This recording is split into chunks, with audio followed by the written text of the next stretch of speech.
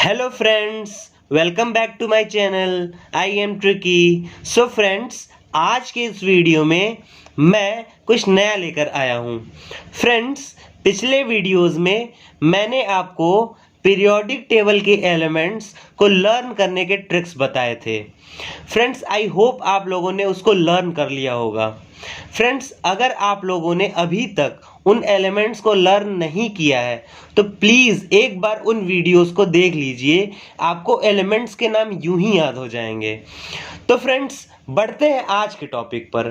Friends, आज मैं UP board के क्लास 11th की कॉमर्स बुक का पहला चैप्टर एक्सप्लेन करने जा रहा हूं, जिसका नाम है लेखांकन एक परिचय। तो फ्रेंड्स, अगर आपके पास बुक है तो आप उसको खोल लीजिए। फ्रेंड्स, आज मैं आपको लेखांकन के चैप्टर को इतने अच्छे तरीके से समझा दूंगा कि इसके बाद आप लोगों को इसमें कोई प्रॉब्लम रह ही नहीं जाएगी। तो फ्रेंड्स, स्टार्ट करते हैं अपने इस वीडियो को। देखिए फ्रेंड्स, हमारे चैप्टर का नाम है लेखांकन। फ्रेंड्स, इसको हम इंग्लिश में अकाउंटिंग कहते हैं। ठीक है फ्रेंड्स, लेखांकन को हम लोग इंग्लिश में अकाउंटिंग कहते हैं। देखिए फ्रेंड्स, अकाउंटिंग या फिर लेखांकन का सिंपल सा मतलब होता है पैसों का हिसाब किताब या फिर पैसों का लेखा जोखा। फ्रेंड्स, हम कोई बिजनेस या फिर व्यवसाय करते हैं तो कितने पैसे कहाँ खर्च हुए, कितने पैसे किसको दिए, या फिर किसी से कितने पैसे उधार लिए, या फिर किसी को कितने पैसे उधार दिए, ठीक है, इन सब का लेखा जोखा हिसाब किताब हम अपने पास रखते हैं। या फिर अगर हम किसी बिजनेस से किसी से जुड़े हुए हैं, या फिर हम किसी भी बिजनेस को करने में कितना हम लाभ प्राप्त कर रहे हैं या फिर कितना हानि प्राप्त कर रहे हैं, इनका भी लेखा जोखा हम ज़रूर रखते हैं। फ्रेंड्स, अगर हम किसी भी संगठन, किसी भी संस्था या फिर किसी भी समाज से जुड़े हुए हैं तो हम वहाँ पर अपने पैसों को किस प्रकार से खर्च कर रहे हैं, इन सब का भी हिसाब किताब अपने पास ज़रूर रखते हैं। फ्रेंड्स, अगर बैंक अकाउंट में, ठीक है, अगर किसी भी बैंक में हमारा अकाउंट हो तो हम वहाँ बार बार जाते हैं पैसों को जमा करने और बार बार वहाँ पर जाते हैं पैसे निकालने के लिए भी। तो फ्रेंड्स, आप लोगों ने देखा होगा कि बैंक का भी हिसाब किताब बैंक वाले कितना अच्छे से रखते हैं। हमें अगर किसी भी प्रकार के पैसे की दिक्कत समझ में आती है तो हम वहाँ बैंक के कैशियर वाले को बताते हैं, तो बैंक का कैशियर बताता है कि हमारे अकाउंट में कितने पैसे हैं। अगर बैंक से रिलेटेड, हमारे अकाउंट से रिलेटेड कोई भी प्रॉब्लम होती है तो हम जाके वहाँ पर, हमारा एक सेपरेट केबिन बना होता है, वहाँ पे हम अकाउंटेंट को अपनी बातें बताते हैं और वो हमारे बैंक से सारी डिटेल्स एक बार में ही निकाल के हमारे सामने रख देता है। मतलब फ्रेंड्स, हम यहाँ पे क्या देख रहे हैं कि वो क्या कर रहा है, हमारे पैसों के लेन देन का पूरा ब्यौरा अपने पास रखे हुए है। तो फ्रेंड्स, इन सब का हिसाब किताब हम देख रहे हैं कि बैंक वाले रखते हैं।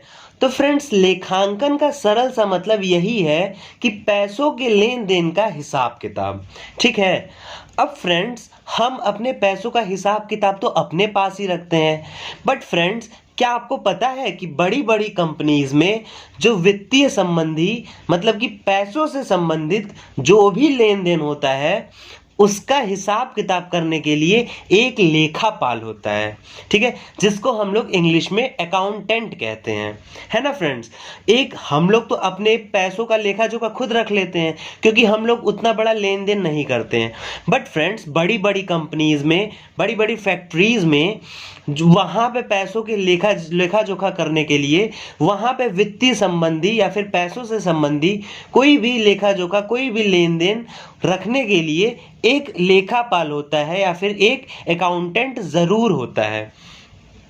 फ्रेंड्स, बड़ी बड़ी कंपनीज में, बड़ी बड़ी संस्थाओं में अलग अलग डिपार्टमेंट्स के लिए अलग अलग लेखापाल होते हैं क्योंकि काम करने वालों की संख्या वहाँ ज़्यादा होती है। फ्रेंड्स, कई सौ सालों से ये लेखांकन, है ना फ्रेंड्स, कई सौ सालों से ये जो लेखांकन है ये लेखापाल के वित्तीय संबंधी, है ना, ये लेखापाल के वित्तीय संबंधी मतलब पैसों से संबंधी हिसाब किताब रखने तक ही सीमित था। है ना।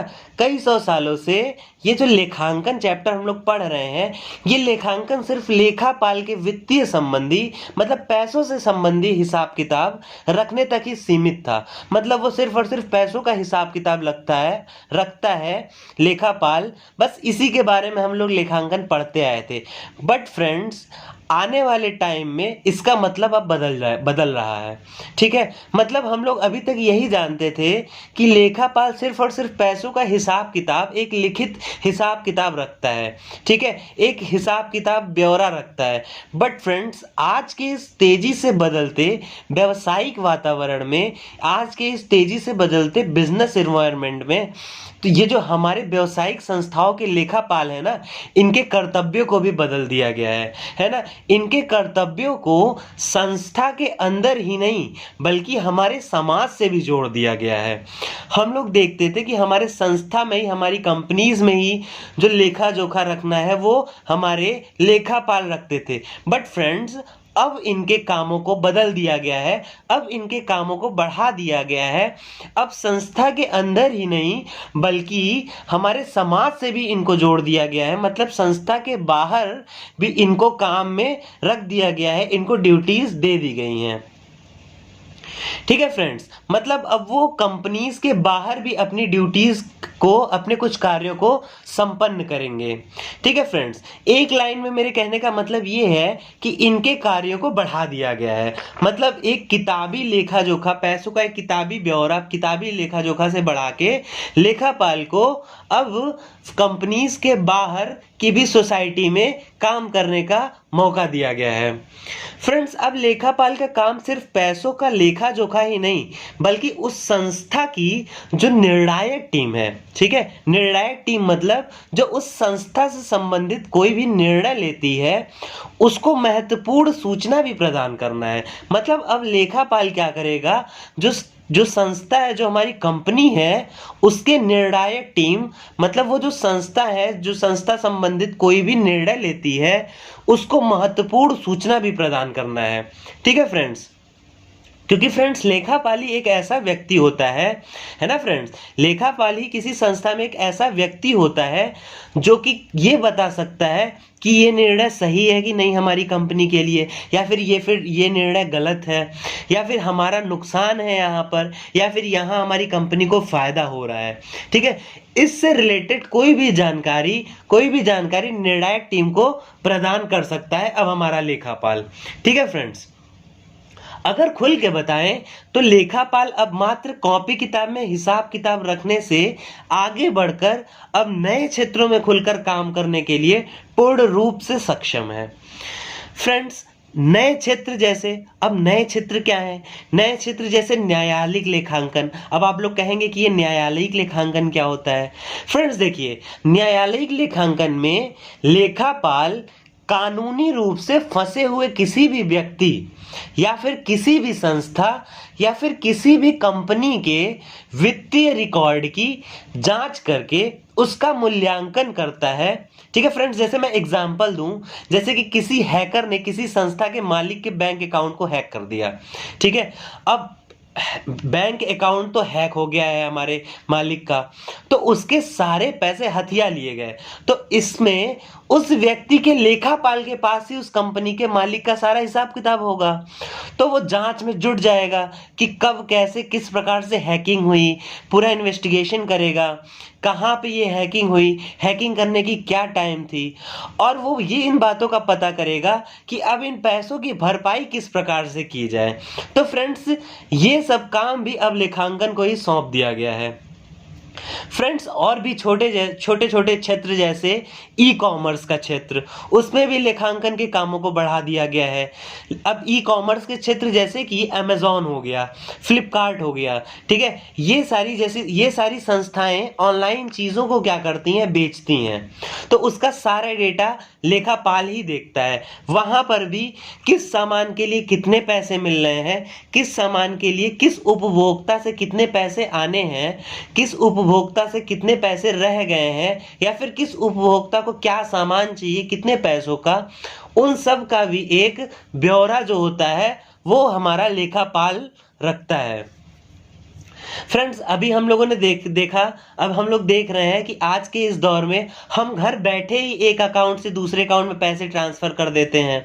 इसका मतलब ऑनलाइन होने वाले लेन देन भी लेखापाल ऑनलाइन होने वाले लेन देन में भी लेखापाल की महत्वपूर्ण भूमिका है।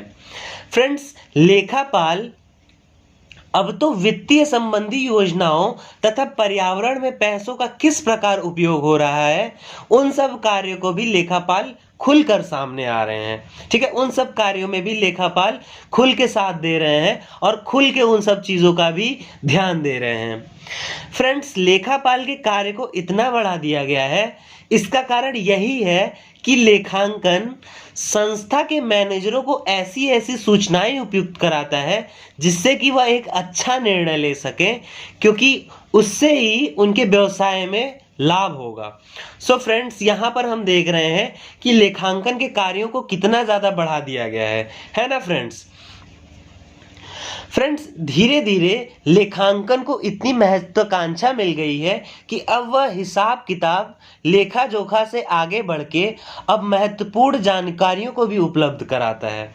जानकारी उपलब्ध कराने के इस सिस्टम के कारण ही अब लेखांकन जानकारी इकट्ठा करके किसी संस्था के वित्तीय जानकारियों को उनके उपभोगकर्ताओं तक पहुंचाता है। ठीक है, जो कि उस संस्था के प्रदर्शन को दर्शाती है। तो फ्रेंड्स लेखांकन के परिचय में आप लोगों को इतनी ही चीजें दे रखी हैं।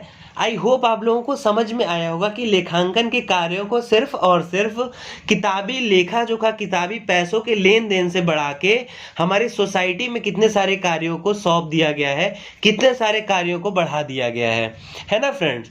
तो इस चैप्टर में हम आगे लेखांकन के बारे में और जानकारी हासिल करेंगे। फिलहाल जो चैप्टर का परिचय था वो इतना ही था।